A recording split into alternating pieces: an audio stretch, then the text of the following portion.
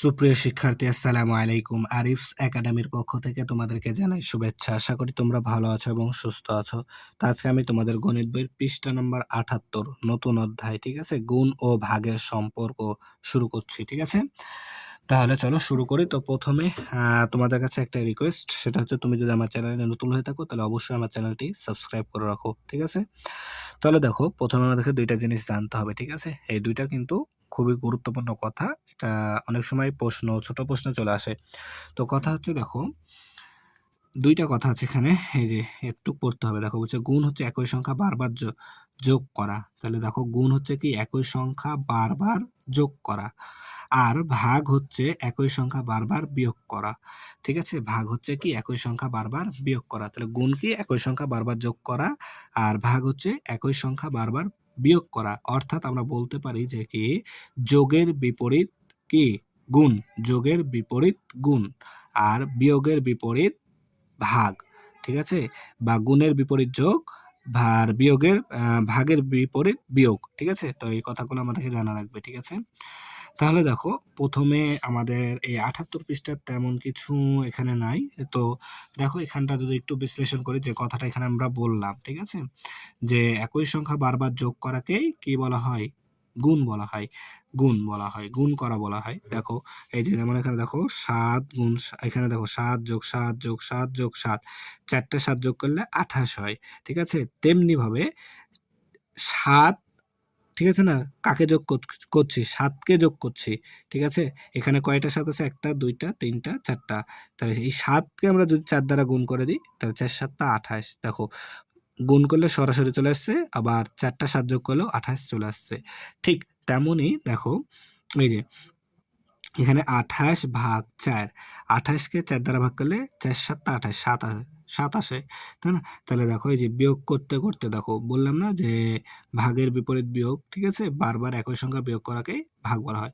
তাহলে এই যে ২৮ থেকে ৪ বিয়োগ করলে ২৪, আবার ২৪ থেকে দেখো, আবার ২০ থেকে ৪ বাদ দিলে ১৬, আবার ১২ থেকে ৪ বাদ দিলে ৮, ঠিক আছে। আচ্ছা, এই সোজা না? এই যে দেখো, ২৮ থেকে ৪ বাদ দিলে ২৪, ২৪ থেকে ৪ বাদ দিলে ২০, ২০ থেকে ৪ বাদ দিলে ১৬, ১৬ থেকে ৪ বাদ দিলে ১২, ১২ থেকে 4 বাদ দিলে ৮, ৮ থেকে 4 বাদ দিলে ৪, ৪ থেকে 4 বাদ দিলে ০, ঠিক আছে? দেখো, ঠিক আছে? তো এজন্যই আমরা বলছি যে কি গুণ এবং ভাগ বিপরীত প্রক্রিয়া, যোগ এবং বিয়োগের, ঠিক আছে। তাহলে আশা করি এই কথাটুকু বোঝাতে পেরেছি। এখন নিচে দেখো, আমাদের একটি অঙ্ক আছে, ঠিক আছে। নিচে আমাদের একটি লিখিত অঙ্ক আছে, ১ নম্বর। সেটা হচ্ছে যে তাহসিনের ৪০টি রং পেন্সিল ছিল। সে পেন্সিলগুলোকে সমান ৫ ভাগে ভাগ করলো এবং রাতুলকে ২ ভাগ দিল। রাতুল কয়টি পেন্সিল পেল? এই অঙ্কটা এখন আমরা সমাধান করব, ঠিক আছে। তাহলে চলো শুরু করে দেখো ভালো। তাহলে তাহসিনের কি রং পেন্সিল ছিল ৪০টি। এই ৪০টিকে ৫ ভাগ করেছে, সমান ৫ ভাগ করলো। তারপরে রাতুলকে ২ ভাগ দিল, ঠিক আছে। তাহলে আমরা এখানে লিখতে পারি, দেখো, ৫ ভাগ সমান কি ৪০টি পেন্সিল, ঠিক আছে। ৫ ভাগ, তাহলে আমরা এখানে লিখতে পারি যে ৫ ভাগ রং পেন্সিল, ৫ ভাগ রং পেন্সিল সমান সমান কয়টি? ৪০টি। তাহলে প্রথমে আমাদেরকে ১ ভাগের বাইর করতে হবে এখান থেকে, ঠিক আছে। অতএব ১ ভাগ রং পেন্সিল সমান সমান ৪০ ভাগ ৫। দেখো, ৫ ভাগের ৪০টি হলে ১ ভাগে কম হবে, আর কম হলে ভাগ করতে হবে। তাহলে ৫-এর ঘরের দাম হতো ৪০ পর্যন্ত। তাহলে ৫ ৮ ৪০ মানে ৮টি। তাহলে ১ ভাগের রং পেন্সিলের পরিমাণ কতটি? ৮টি। তাহলে এখন রাতুলকে ২ ভাগ দিয়েছিল। তাহলে আমরা লিখতে পারি যে অর্থাৎ রাতুল রং পেন্সিল